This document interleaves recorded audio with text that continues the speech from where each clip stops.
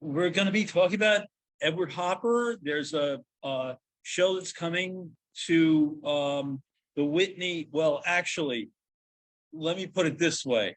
The Whitney has the largest holdings of Edward Hopper's paintings in the world. They've got over 3,000 pieces altogether.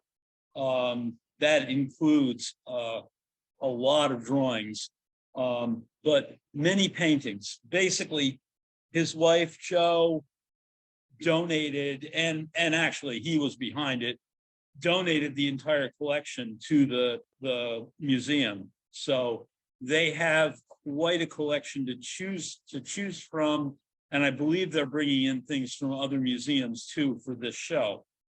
So the focus of this show is going to be on New York City. I mean, you know, Hopper did great landscapes. They are beautiful. They are light-filled and radiant, and definitely worth exploring. But this talk is going to focus on mostly on what this show is about. I'll take a few breaks in some excursions and some landscapes just to take a break from the intensity of this, but that's basically the story.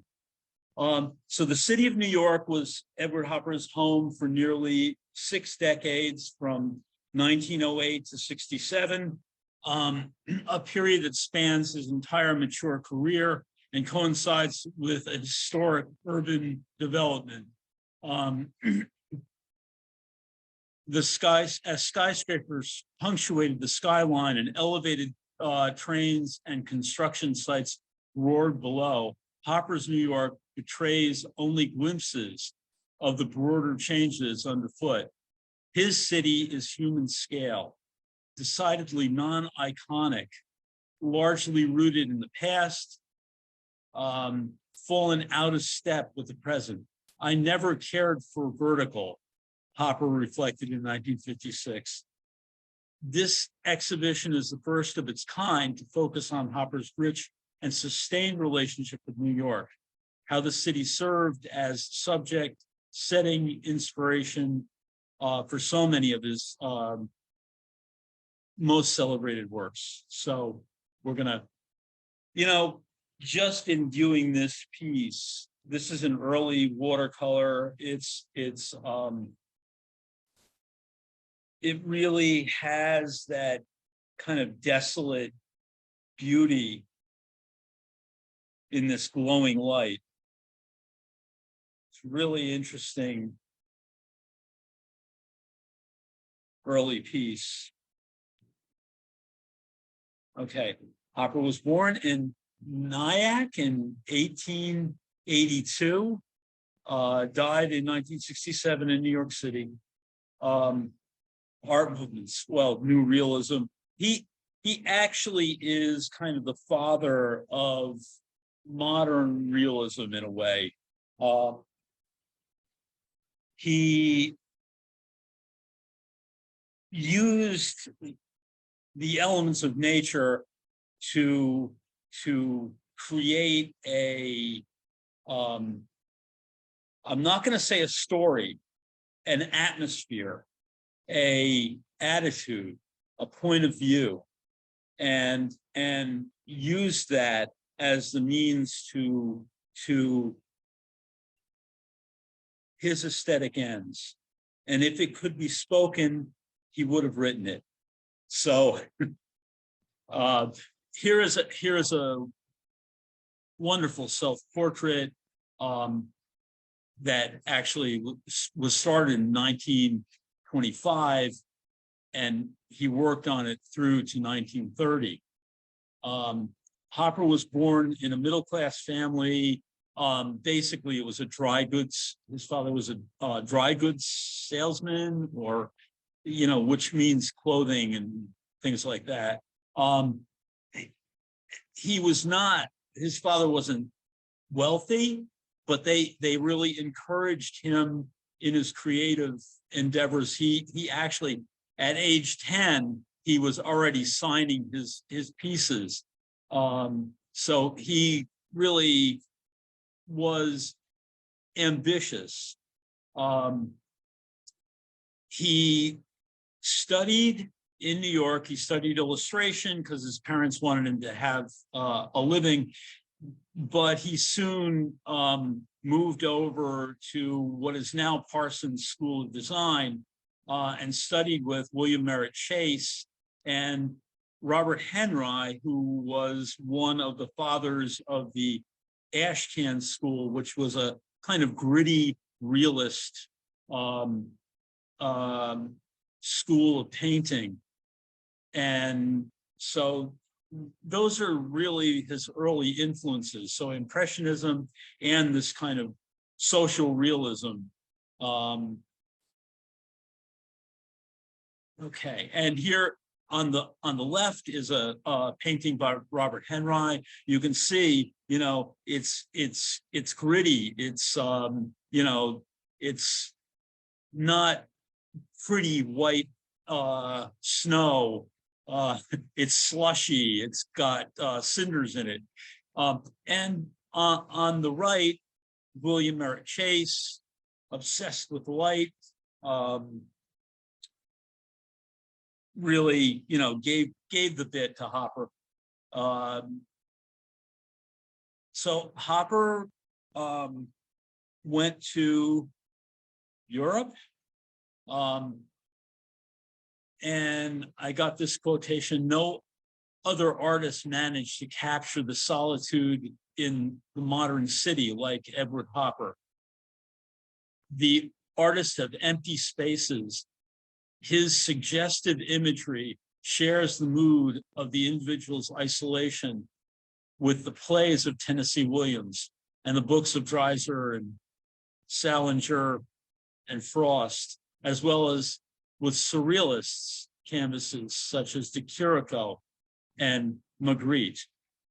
Hopper depicted the spirit of the time very subtly, showing it in the poses of characters, in the vast empty spaces around them, and also in his unique color palette." So this is a piece from Paris, from 1906. You know, there's a lot that was going on at that time. I mean, the avant-garde was Matisse and Picasso, and but he was still looking at people like Degas and Manet.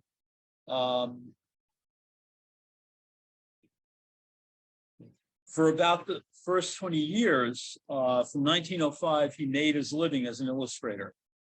Success for his paintings was hard won. Hopper traveled to Europe 3 times between 1906 and 1910, enjoying 2 extended stays in Paris. There, he created beautiful, uninhibited landscapes.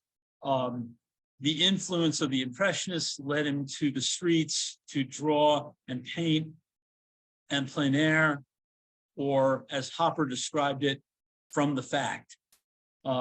He was especially attracted to Manet and Degas' unusual compositional arrangements in their depictions of modern urban life. So you can see 2 of these really delightful, loose pieces by Hopper here. And upon return to America, this is a painting that he did of the Queensboro Bridge. He was still using very subtle tonal paint, a palette that's very grayed down and muted. Okay. Actually, he began etching in 1921, and this had a profound effect on his work. The shapes and tonal contrasts, non-explicit narrative is really a hallmark in his work. He's not going to give it to us. We're going to have to work. So on the right is an award-winning poster that he made just at the tail end of World War One, you know, smashed the Huns. So he won a big prize for that, and actually that made his illustrations more in demand. Let's put it that way. So he wasn't hurting for money, though he was not selling a heck of a lot of his paintings at that time. In fact, the Sailing was the first painting that he sold.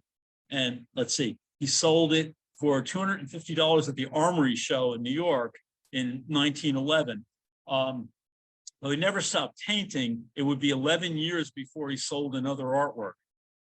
In 1915, he took up printmaking, producing some 70 etchings and dry points over the next decade.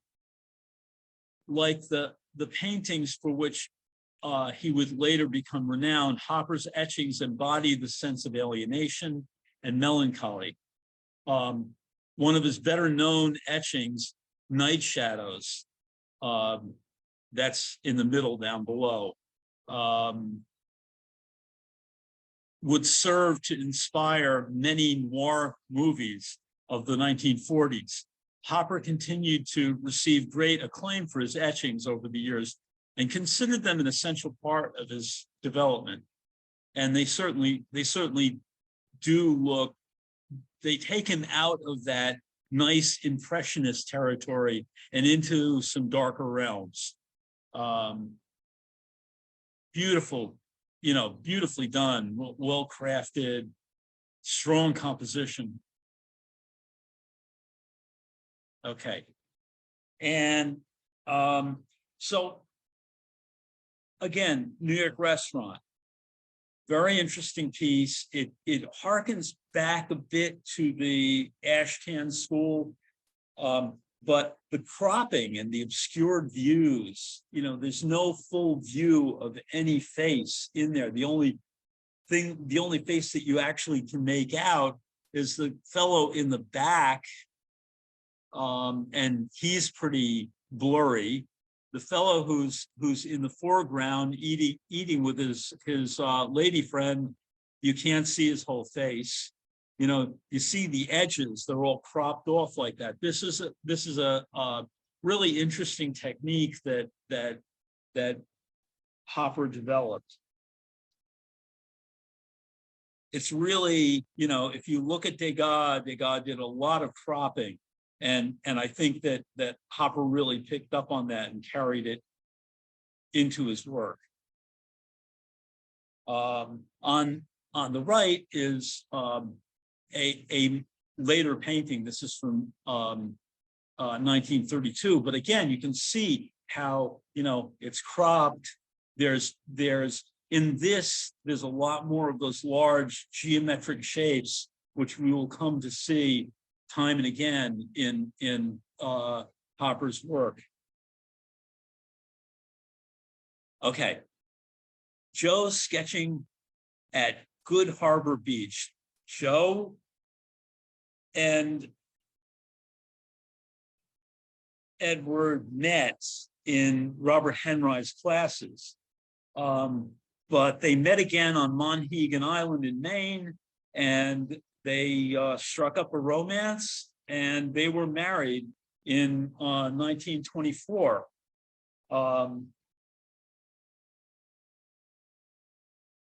She was a watercolorist, and actually really encouraged him to delve further into watercolor, which he did, as you can see.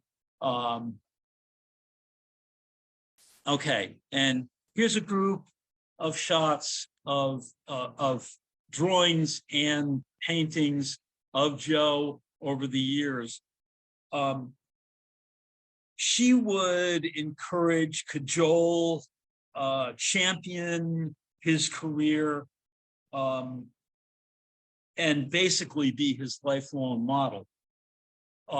In almost all of his paintings, the female model is some variation on Joe. she would take all these different positions for him, and that would be he'd change her hair color, he'd change her body type at times, giving her a nose job of various kinds, but still, it's always Joe somewhere in there. And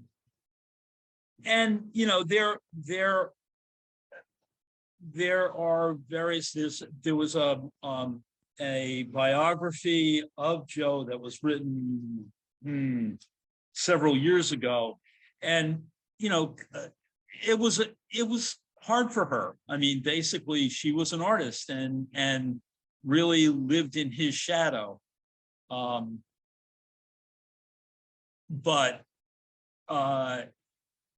she also championed his work, and she had a much more outgoing personality. So she actually was able to push his career in a way that he was really kind of crusty and not exactly the personality to get his stuff out there. So up in the upper right-hand corner is a portrait of Edward Hopper's mother. Now, he did not do a lot of portraits throughout his career.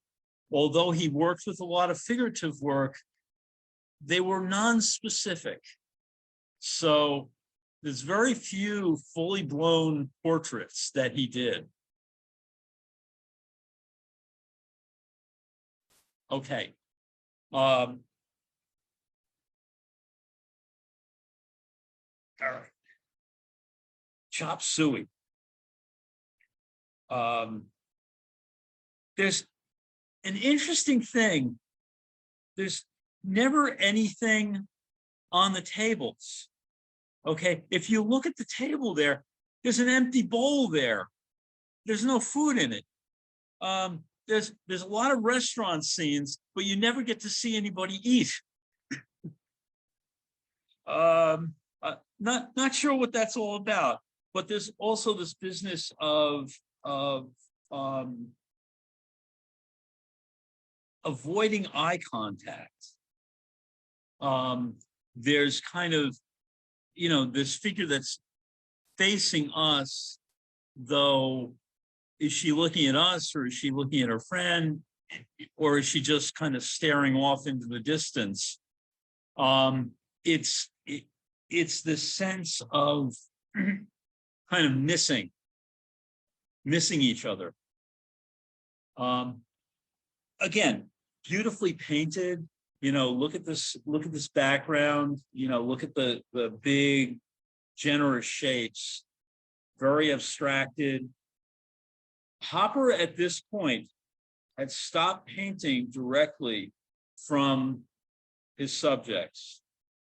Aside from his watercolors, he did not paint directly from the subject matter. He did drawings, and he worked from those drawings and worked from memory. He preferred that because it endowed the pieces with a different kind of presence. In fact, those big abstract forms was something that Rothko picked up on in his work. So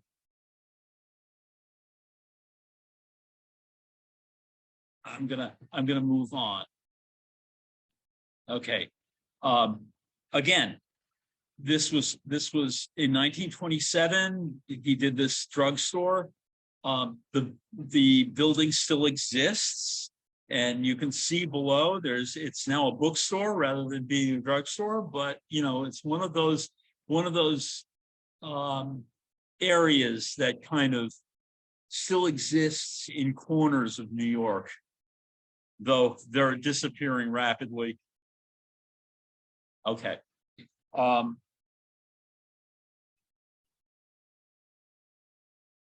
This is a very abstract piece for Hopper. It actually reminds me of some of Georgia O'Keeffe's cityscapes, who he would have been very aware of at that point. It's a beautiful piece. The harmonies in it are really lovely, and these big, generous shapes. And the way the buildings sort of play up and down and weave through, they're not quite as rigid as one would think of architecture.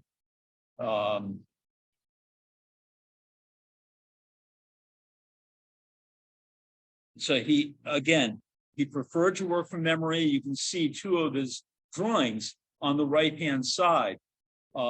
Those were the drawings that he worked from to develop this piece. Okay. So early Sunday morning, beautiful rake light across this piece. Look at the variation in those windows. Each one of the windows is a different setup, a different treatment, different level of the shade going up and down, different color. You know, some of them are yellow, some of them are blue, some of them are gray. You know, there's this variation in it. There's also this kind of small business sense of neighborhood. It's vacant. There's no one on the street. It's an early morning moment that Hopper really loved to capture. Let me see. I've got this. Okay, here's the drawing that he did to develop the painting. And, you know, you can see some of the things that happen that are carried over into the painting. Although if you look at the drawing, I mean, the scale of the windows is different. The treatments of the shades are not completely developed yet. At one point, there was a figure in one of the windows, and he painted that out because he felt that was a distraction. Okay. All right. So this is Barbershop is actually in the Neuberger collection. So it's right nearby. So we can actually go and see this at the Neuberger Museum. The drawing, this wonderful, wacky gestural drawing, was kind of what he used to play out the composition.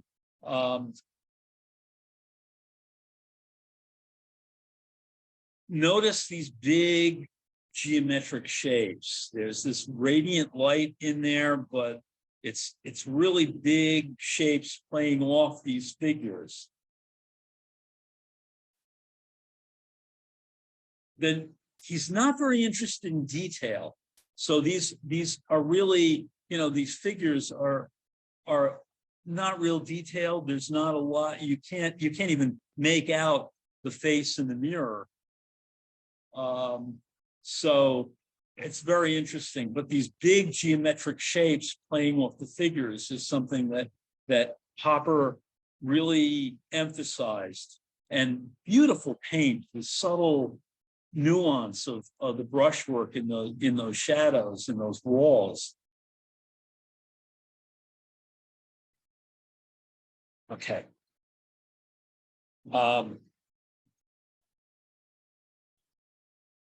So again, you know, looking at the variations in the windows, the subtle brushwork in the sky and in the building, this is again, he did a lot of views from the L. He was looking at the subway windows and would see these things flash past him and would make these really quick sketches and try and capture this stuff. And he would use his memory to try and really, you know, catch those fugitive moments.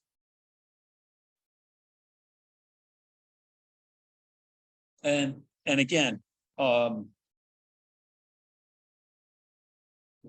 again, the view from the L,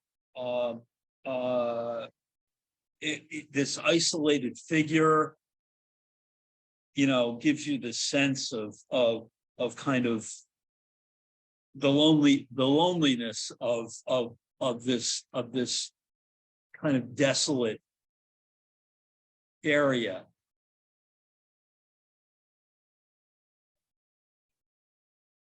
Okay, we're going to Cape Cod. Take a little break.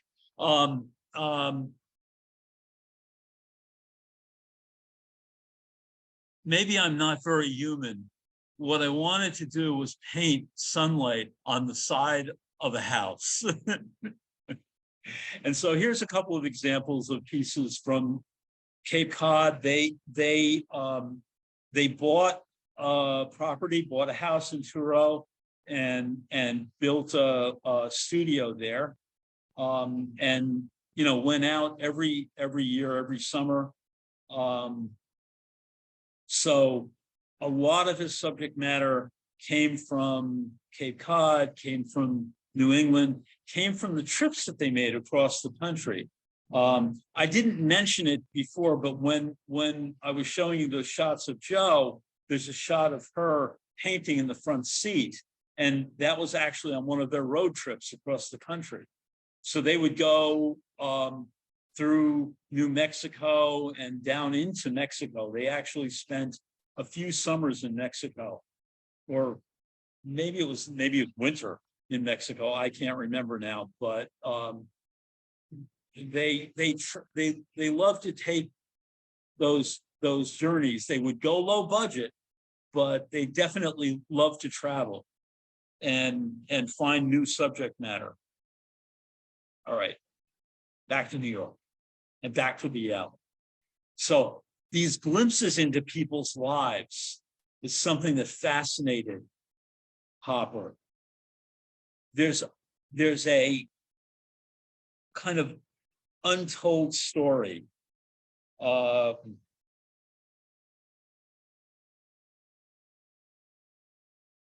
It's really important material for Hopper, that sense of not knowing, of not completing the story, not telling you the narrative, but you catch this momentary glimpse into people's lives. And what's going on with that one curtain blowing out the window there? Okay, no curtains in the rest of the windows, but there's that one blowing out there. Beautiful compositional element, but what's that all about? Interesting complementary colors, the red and the green on the inside and muted on the outside of the building. So there's a warmth to the inside, that glow from inside the building. Okay. And now, he would do something that they call storyboarding in filmmaking. Basically, he would do these sketches and do all these different points of view on a particular subject.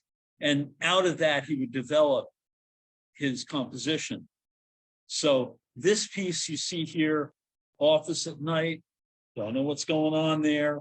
You know, what's their interaction? No idea. But, you know, he's leaving that to our imagination. But as you can see in the lower right-hand corner, this is one of the developmental sketches.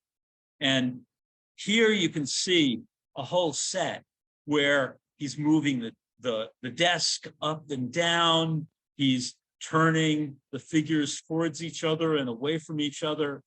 He's exploring what that figure's all about.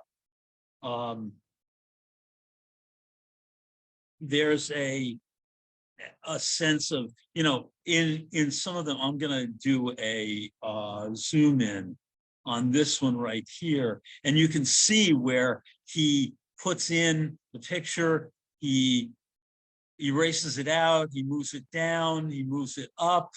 You know, this desktop is shifting around. You know, she's moving her position constantly. And so is he. You can see the echo of his head where it was back further and coming forward. He lost his hair somewhere along the line. Poor guy. I can identify. So, you know, these are really, yeah, let's see. I'm going to pull this over so you can see this, you know, where she's turning and fully facing him, you know. Here is the finished painting. Really interesting, subtle variations in how is that relationship changed by just turning the head and turning the body. What's going on there? Really interesting stuff. And this is just the tip of the iceberg as far as how many drawings he did in preparation for these pieces. Okay, and now we'll move on to this guy.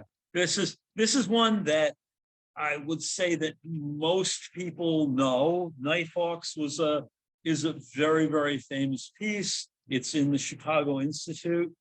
And it's a great, mysterious painting. You know, it's really, you know, straight out of one of those 1940s noir films. Who are these characters and what are they doing in the middle of the night, hanging out in this kind of fluorescent lit diner.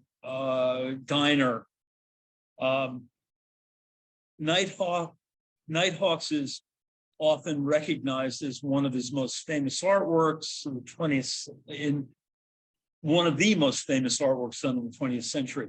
The painting depicts a midnight scene of Philly's diner. Inside, 4 anonymous figures are seen: 2 men, 1 woman, and a bartender. Nighthawks is often read as an exploration of human existentialism and loneliness in the modern age. The figures feel distant, disconnected from each other.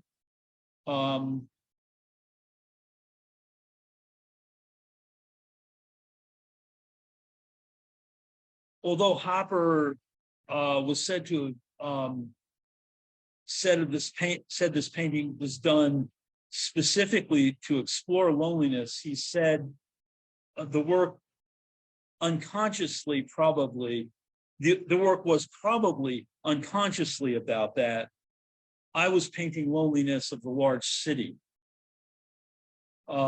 Nighthawks was completed in 1942, according to Hopper's wife, Jo, and was immediately sold to the Art Institute of Chicago, where it remains today. The date of its completion is also significant. It was painted right before the bombing of Pearl Harbor, when the threat of being bombed in New York was very real. The painting is therefore understood as the expression of wartime alienation. The stark light within the painting, created by fluorescent lights in the diner, which leak out into the nighttime street. Fluorescent lights became more popular in the 1940s, so the view would have been considered a relatively modern look. The green hues within the painting add to the mysterious aesthetic of the work. Other influences of painting have been speculated. We won't go there. I'm going to go into a couple of details, and basically you can see, you know, there are dozens of these drawings developing this painting. So I'm just showing you a few, just so you have some sense of the kind of detail that he would go into and explore in these pieces. I'm going to zoom in because I want to go to this guy's face over here, this character. You know, It's been said he might have been a small-time thug, you know, straight out of one of the noir films. And what is it that she's got in her hand? Is she about to eat something? Well, if she is, where's the plate? I don't know what that is that she's got in her hands, but interesting character. And the relationship between these people, you know, what's going on here? What's the dialogue? We don't know. It's left to us to figure that one out. And you can see he's playing around. Does the brim of the hat go up or down? And he did, trust me, he did about 6 drawings of that hat with it up and down, on the side, up further, back, covering the eyes. He tried it all. And, you know, over here, you know, we get this kind of specificity where he's actually looking at the color of the salad dressing, you know, drawing out the salt shaker and how's that work? So really interesting. And you can see those over here. Okay. All right, I'm going to have to move along because I've got a lot of stuff to cover here, and all right. They both loved movies, spent a lot of time in the theater. So, you know, basically, this is Jo as the usherette, changed her hair color, but there she is again. And actually, if you notice, these 2 ladies down here in the seats are actually Jo also, because you can see the sketches over here for Jo as members of the audience. And you can also see over here in this little sketch where he changed the position of the usher. So she's bending over and looking around there. Okay, so again, here's storyboards. Hitchcock loved Hopper, and he was known for storyboarding his films. This is the storyboard from Notorious, and you can see how much the sketches that Alfred Hitchcock used are similar to the storyboard sketches of Hopper. And then some of the scenes from the paintings, I mean, from the films, Shadow of a Doubt, when Joseph Cotten is looking out that window, I mean, that's a great Hopper-esque position, but also when he's looking out the window, you can see that little etching of that lone figure out there on the street. The 2 federal agents that are out there on the street look just like that etching. And then Rear Window, I mean, you know, the voyeur, that voyeur-esque aspect of Hopper is definitely something that Hitch hooked into. I'm not going to say anything about Strangers on the Train. And then there is this one. Now, it wasn't just cityscapes that figured into Hitchcock's domain. This house by the railroad was actually a house, I believe it was from Cape Ann, in Gloucester, actually. And Hitchcock used it as the model for the house in Psycho. Okay, and there's your little guy again, bringing back that noir aspect of this character. Okay, this is a René Magritte, and I wanted to bring that out to show how ethereal, how strange the lighting is in in Hopper. These interiors that kind of are illuminated have this kind of surreal quality to them, a kind of, you're glimpsing inside this strange world. And there's a lot of his paintings that have this quality to them.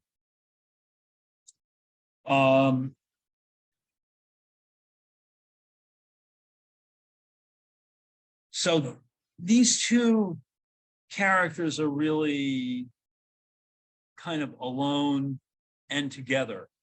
There are many thoughts, many impulses that go into a picture, not just one.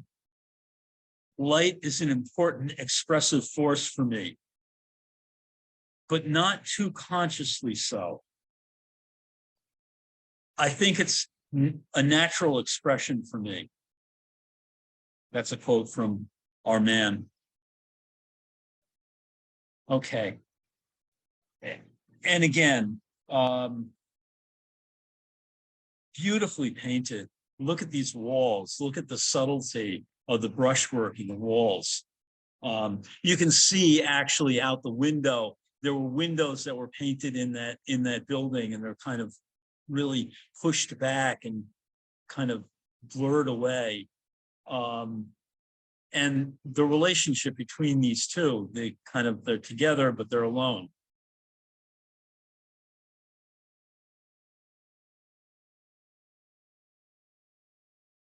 Joe's back. This use of the stark light, that hard, clear, crisp light. Beautiful composition, very abstract. Think about what this is. This is 1952. America is in the throes, excuse me, of modernism, and modern abstract expressionism is showing its head. There's a lot of painters who are simplifying forms and doing abstraction. Hopper never went totally abstract, and he would be pissed off at me if I were to say these are very abstract paintings, but they are. There's a sense of big, generous forms, big abstracted shapes that these figures are seated in. And that's very important to his work. And here is a Richard Diebenkorn that actually also is in the Newberger collection. So if you go to the Newberger Museum, you would get to see this Diebenkorn right near that barbershop piece by Hopper. And this is a quote from Diebenkorn: "I embraced Hopper completely. It was his use of light and shade and the atmosphere, kind of drenched, saturated with mood, and its kind of austerity. It was the kind of work that just seemed made for me. I looked at it and it was mine."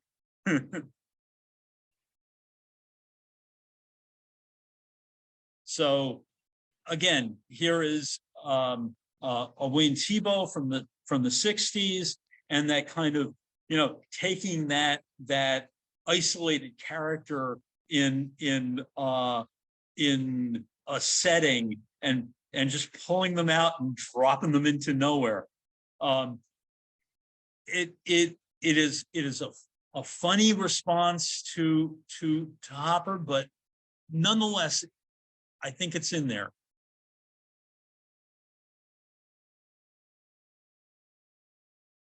And this is, again, one of his late pieces.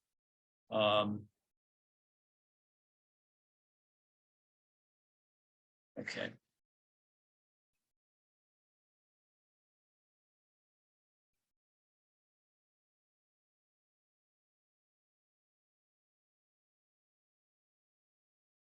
And you know, there's this sense of the kind of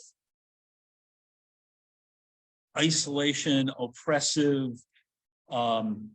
these large generous shapes. There's a sense of loneliness, boredom, separation in this piece. It's kind of like Hopper was painting the dark side of Norman Rockwell's bright and sunny America. This is a bright and sunny America, but it's not a cheerful one. And there's a sense of the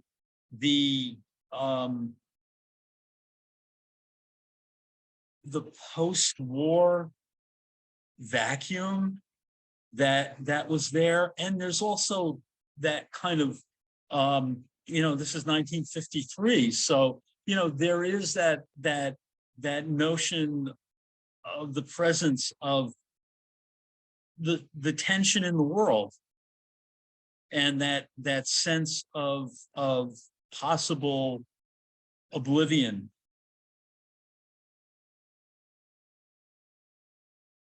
So is he going to make a move or not?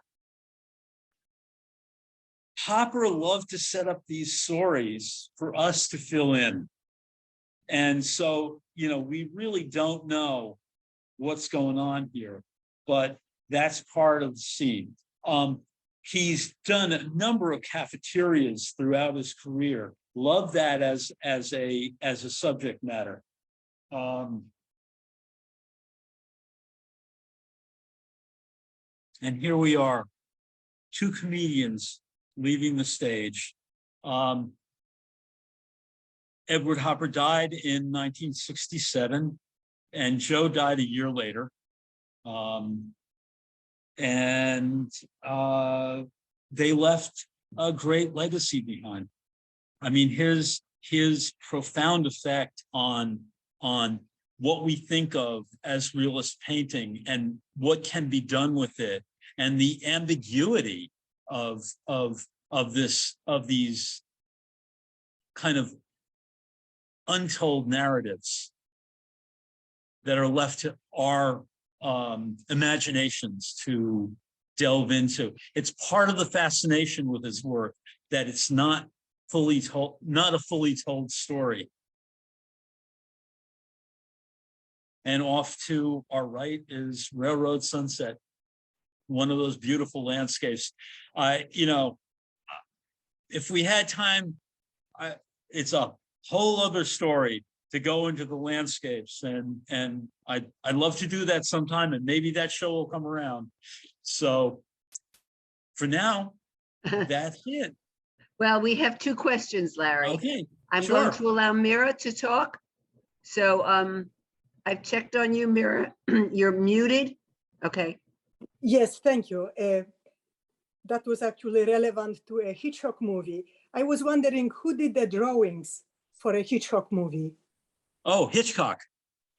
Those are Hitchcock's drawings. Oh, that was Hitchcock's? Yes, he was very much into that. He would draw scenes down to the minutest detail. So wow. he had his movies planned out before the shots even started.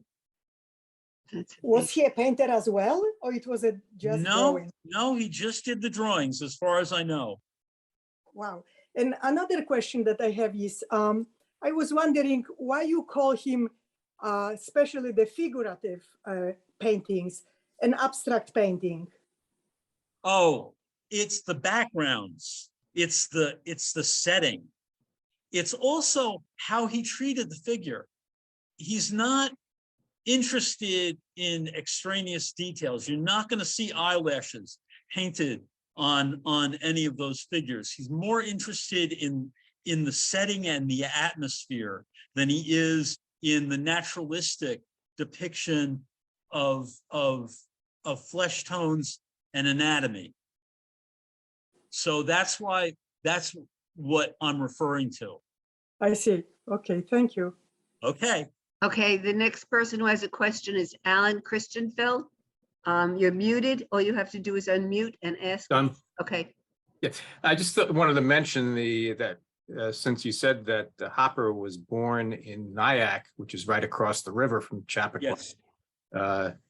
His boyhood home is now devoted to his artwork. Right. It's very easy to access from Chappaqua or any of the surrounding communities, and it's worthwhile to go there and enjoy the. Yeah, it's an arts. It's a genuine art center where they give classes too. Right. Yeah, I see it So, every time I go. I see it every time I go to my dentist, who's right across the Cool. street. Have you ever stopped in? Yeah, oh, of course. Yes. Good. It's a great place. Yeah, I'm much too often to the dentist, not enough to the. Okay. Okay, Thank you. we seem to, all right, I think that's it. I'm not quite sure. No, Arlene Epstein Arlene. has a question. You muted, Arlene. Yeah, I'm looking straight ahead at this, which appears to be the advertising for the Whitney Museum show. And you've Yep. got the two comedians there, Yep. which I think is pretty awful. Why do you think they chose that one? I chose that one.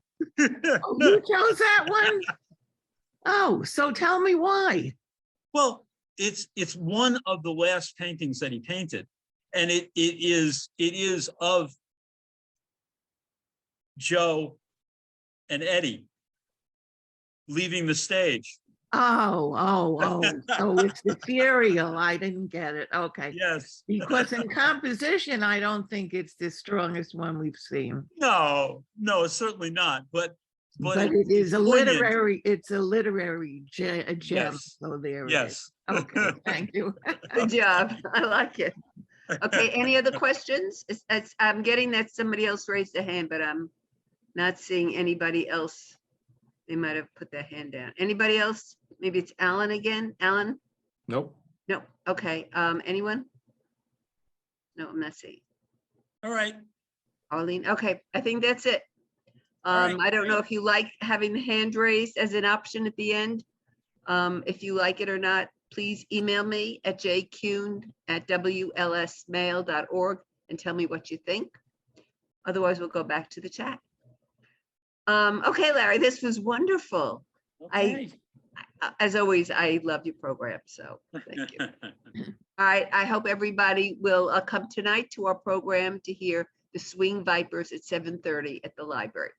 All right, everybody have a good weekend and stay safe. Bye-bye. Thank you. That was a Thanks. wonderful program.